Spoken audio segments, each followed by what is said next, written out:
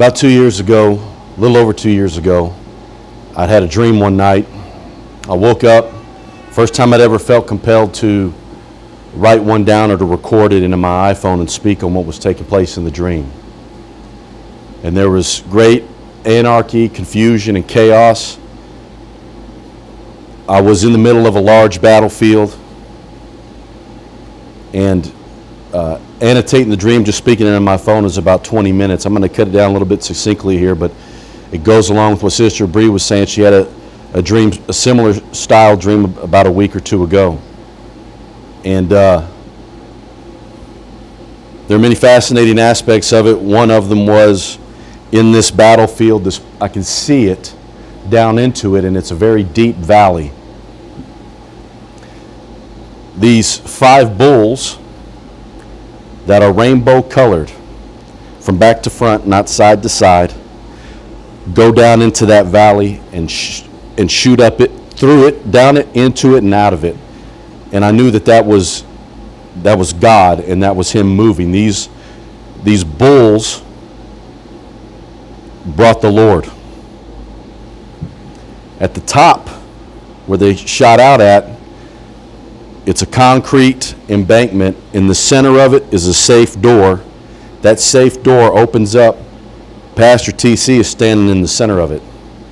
And we go in there, and it closes behind us, and we're in like an underground parking garage almost.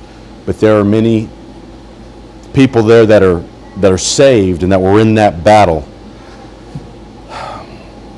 But another aspect of the dream that I wanted to share was there were people going around killing other people in very cruel and horrible ways. And one of them that I saw in this dream was a man walking around with a chainsaw. And he was chainsawing people to death, cutting into them with a chainsaw, cutting their heads off with a chainsaw. Several months later, I'm watching a news story on TV about these cartel wars. And I saw the unedited video. Several men from a rival cartel were tied up, sitting against a brick wall. And there was another cartel member there that had just got finished eliciting confessions from these men. Cranks up a chainsaw and walks up to each one of them and pops their heads off. Full RPM on that chainsaw, and their heads just start coming off. I don't know if anybody had ever seen or heard anything like that or understand that that's happening today. I didn't understand it, of course, in the dream. It seemed fantastical. But those things in the dream were the agents of the enemy. Very disturbing. But to see that was a very powerful confirmation of that dream. I'd never heard or seen anything like that before. I've never heard of, inside of this church, anybody having a dream like that. And I know you're up here, Sister Bree, thinking that it sounds like it's crazy and you can't describe it. I couldn't describe it either.